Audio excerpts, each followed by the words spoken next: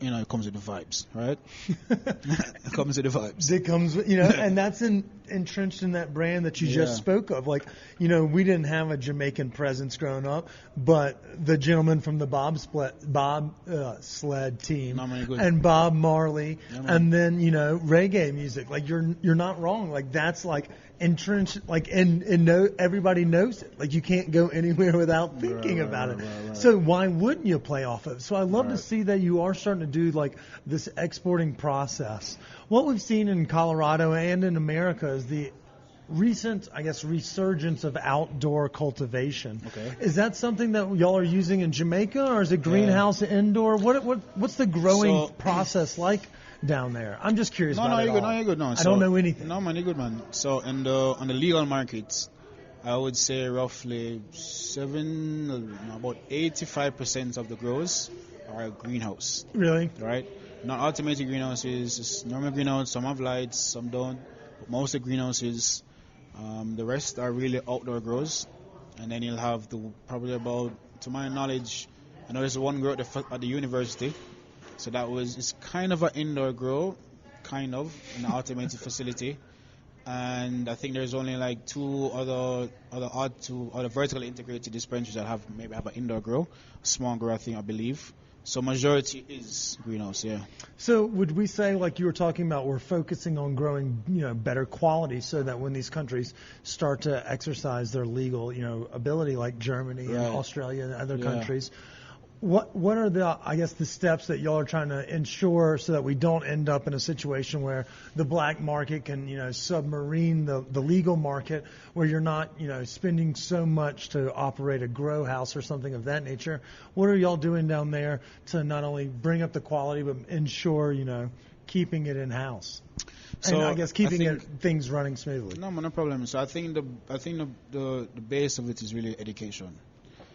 Jamaicans, not just, Jamaicans especially, they're used to this kind of going to a herb, to just a normal man on the road, buying a spliff, buying a bag.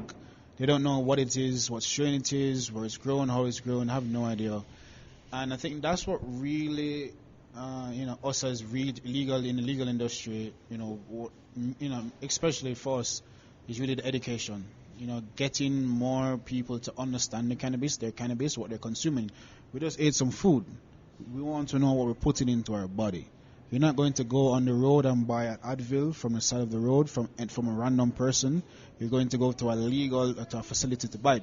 Same thing like your cannabis. You need to go to a trusted person to buy it from. I'm not bashing the illegal market, because this has what has fueled the Jamaican economy back in the day as well. So what we want is to get these, as you call them, legend growers, right? The older growers to come into the industry. The folks that have been doing it for doing it for years, and they've been growing good cannabis, right? And they've been exporting it, and they've been doing their thing illegally, and I know the police have been, because in Jamaica we have an issue of the gun for ganja trade. So in Haiti has all these illegal guns coming from America. And Jamaica's barito is the cannabis, unfortunately. So I know that's why there's an issue in Jamaica, why I could presume why the government, and there is a little hole onto why they want to fully free up the ganja industry in Jamaica, because that is an issue. Because they don't want to cross over, and some of these guys are taking some of this cannabis and use it into that trade. Because we have a high crime rate in Jamaica, and it's been really getting really bad, and it's because of his illegal guns coming into the island because of this trade. So that is one of the reasons why the legal market come into place now, where we can get persons to understand. And it's funnily speaking, I had a conversation, and in Jamaica, people actually from the lower demographics want CBD. They want CBD herb. They want CBD spliffs, joints. You know why? Because there's a PTSD thing in Jamaica. A lot of these people, where they live, they have to go through PTSD. And they don't want the extra buzz, the extra cannabis. Maybe they don't want the silly, but they don't want that high. They want the kind of more relaxation thing. A lot of people don't, and that's what I've come across in about, in the 3 years selling legal herb. I see more intake, and the type of people who buy the CBD herb is actually very interesting. But there's no access to it. There's no access to good CBD on the island. There's this fake CBD that's on the island, and the people want it. And this is what we come into now. The items like, as I said, the CBD, the concentrates, the better quality in herb, the more education in herb, learning about terpenes, learning about, if what is indica, what is sativa, we're moving away from that right now in the industry. But it's just the simple stuff that when you go to, it's treating, as I said, same concept. You're buying a medication, you're buying food. You're not just going to go to a random place where somebody is doing something, so there's no practices. And you're not looking for that sus market. Right, no, nothing is wrong. I say I'm not trying to bash the illegal market as well. No, but at the same time, I can understand that rationale. Right. And you have to shore up those, like you were talking about with the ganjas for gun trade, and obviously, it's apples and oranges comparing the two, but talking about how those guns are funneled out of America makes my stomach turn just a little bit, for fuck's sake. Yeah, it's sad. But okay, so it seems like we're on the up and up, not only as an industry, because you're one of those folks that are leading that on the forefront in the charge. What are we excited about seeing? This, I guess, explosion of cannabis. Man, trust me. Like that's what we're hoping for. Trust me. 130 licenses next time we talk. Well, I don't think we need to think about the amount of licenses. We don't want to be saturated. We don't want to be Oklahoma or all these other states. I love it. Yeah, right? We don't want to become those places, right? So the thing about it is that we need to first have genetics for ourselves. A lot of these growers are really used to bring in these foreign genetics that are not bred for this equator. So the first step that is that a lot of what I've seen now as a non-vertical, as our other growers, so I keep on waiting on new cultivators and new growers, and they've been coming along, and these guys have been growing some good quality herb. And I can tell you, it's just the guidance. That's all it is. That's all it is, really and truly. I saw something that said every athlete had a coach. So we all need coaches in life. So these guys, these girls, they just need proper coaching. And we have the ability because Jamaican soil, Jamaican climate, there's just something about it that gives us some of the best cannabis. Because in Jamaica, so I live in Colorado and I smoke. For example, I smoked some green nuts recently, which is supposed to be the best herb in Colorado, right? Some of the best, whatever it is, right? And compared to sorry, Dave. No, sorry. So supposedly, and in Jamaica, some of the guys that are just growing a normal greenhouse, good flow.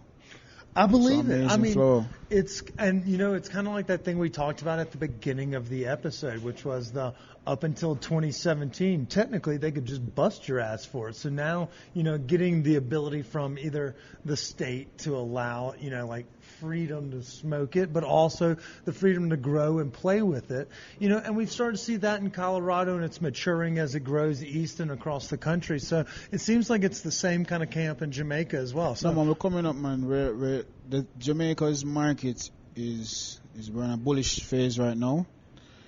As I said, we went through a 2-year hiatus, and now we are an up and coming. Because as I said, we have a brand to preserve. We have a brand to preserve, and there's no other country in the world. Nobody wants Trinidad weed. Nobody wants Panama weed, Puerto Rico weed. Nobody wants El Salvador weed. No, they want Jamaican weed. You're not wrong. Okay, so I have got Charles here. He owns a dispensary here in Colorado. Are there any questions that maybe somebody from the cannabis side would like to know about how they're operating down there that I may have missed as a casual consumer? I mean, the most interesting thing you said. Use your microphone. A lot of guys brought in their genetics. Yeah. From other places. They obviously don't grow well at the equator. Right. Your genetics can grow well at your equator due to high humidity. High humidity and just being like at the equator, it's like I'm sure so many people are like, I'll bring all my genetics from California, but we're a completely different latitude and longitude, and it's not going to grow the same, So it's like the true genetics that'll shine in Jamaica are the ones that are from Jamaica, bred in Jamaica, been preserved in Jamaica, and I think it's going to be interesting to see you guys as a international player in terms of exporting the Jamaican brand. That's going to be like where the real play is, because people will want to smoke Jamaican herb in America, Germany. Yeah, exactly. And it's true as you to kind of reiterate what you said. It's like no one wants to smoke El Salvadorian weed. Like, you know? So what? I'm sorry. What are some strains? Are things that like really pop down there that maybe folks don't realize? Like, what are things that are hitting down there that are really strong? Like the Jack Herrera up here. What's the vibe down there that everyone's smoking on? You know what's so funny? Unfortunately, like the most popular strains in Jamaica right now, if you like as a retailer, everybody talks about cherry pie, wedding cake. Really? Yeah. So like genetics that were popular 10 years ago in California. Right. Some dispensary brought in, what's it called? Biscotti. Biscotti, yeah. And they were like, oh, we're the first in the world to have it. Interesting, right. So it's not like land-raised strains. It's not classic Jamaican strains. It's not strains from the 70s. It's hype strains from California from 10 years ago. Because that's what the market, I guess what people think that's what the market wants. It's new, or, so probably like cookies and, things like that. See, Golden Goat was that for us. We didn't actually know if it was fucking Golden Goat when we were in Mississippi. The guy that just had the weed, he was like, yeah, I got the goat. It's 25 a gram. Right. And you're like, fuck, this is the only chance we're going to get Golden Goat. But I can understand that, like... I think fucking people like Wiz Khalifa and, Action Bronson, I mean, we're kind of trying to follow and emulate those people, and that's like if they have a strain or something that pops. But you mentioned those legacy growers, folks that have been doing it off the books, wink, wink, for so many generations and years that it almost feels kind of like fashion or style that it maybe will be cyclical and what comes back into fashion. So hopefully we can kind of see some more of those true Jamaican flavors come to shine. I mean, I think some other cultivators, what they've been doing, and I honestly hope they're actually breeding strains and not just taking these other strains and renaming it in a Jamaican name. That's what I've been seeing as well too, and I'm hoping that's not the case. But it's like, what's a classic Jamaican strain? I mean, I don't even know, even being a grower. I mean, the first thing that came to mind was Lamb's Breath. Lamb's Breath, yeah. Lamb's Breath is definitely and I think a grower recently gave us some Lamb's Breath, and people loved it. Yeah, they loved it. And so there's Lamb's Breath. What other? I don't know anything about Jamaican genetics. What else is a popular Jamaican strain, or even a central? You have Jamaican Ice. Jamaican Ice is another strain. Okay. And it's mainly just weed. It wasn't really. A lot of things didn't have names. High grade Kush. It was a high grade. It's like if you want, the terms was like bushweed. Bushweed is mints, as you guys would call it. Yeah. And high grade is high grade. It's just someone who's been breeding, and this is the strain they like. They keep taking seeds and breed. Yeah. So and that's the name of it. It was just whatever's good on your local hillside. Yeah. Like you want Kush, and that's close to indoor. That's what they would consider Kush. Yeah, just high quality versus mids. Yeah. That's awesome. So. Our terms were swag, beasters, nugs. I think some people called it kind bud, but we had nugs. And it was like when there was actually a little shape to it, so it wasn't just compounded, it looked like fucking just like a rock that had been in your pocket. But I mean, we've talked a little bit about not only foreign influence in the cannabis scene in Jamaica, but how the Jamaican, brand and everything, we're sitting here drinking Red Stripe and delicious white rum. But we're also eating dank foods. And I feel like the spice scene down there and the culinary scene is something that we haven't really harped on. And Chef Antonio and the team at the Penthouse are doing exactly what, we talk about Lamb's Breath. It's in the same conversation as Caribbean jerk, chicken. Right. And we just had some of the best, most authentic version of that here in Colorado. Let's talk a little bit about the Jamaican cuisine and how it started to kind of spread its seed, pardon my pun, as the Jamaican brand and the food and the weed has. So I mean, shout out to Pentos again. Honestly, this food is you guys listen to this podcast right now. Pentos has really good. And me is talking as a Jamaican who grew and live in Jamaica all of my life. This food right here. It's about 99.5 closest to what I would get if you order in. You literally can take a flight to Jamaica if you come to Pentos, right? So the thing about it is that the Jamaican food, the spice, so our motto is out of many one people. So there are lots of, back in the day after slavery, there was a lot of import of Asians, Chinese, Indians. So when they came over here, they brought their food, they brought their culture.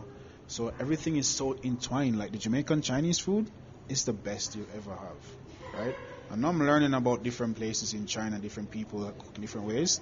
But the Jamaican Chinese food, absolutely amazing. Jamaican Indian food, absolutely amazing. And I can believe it. Like, we had a vegan dish, which you even said it's the aki. national dish, right? Yeah. Aki and saltfish. So it's a national dish. And it was fucking wonderful. Yeah, man. It was like velvet on your tongue. Think of Yeah. like almost like a broken omelet, but with a fruit and vegetables, and then a side of long hush puppies that you can dip in to eat it. It was delightful. And then you add in, the curry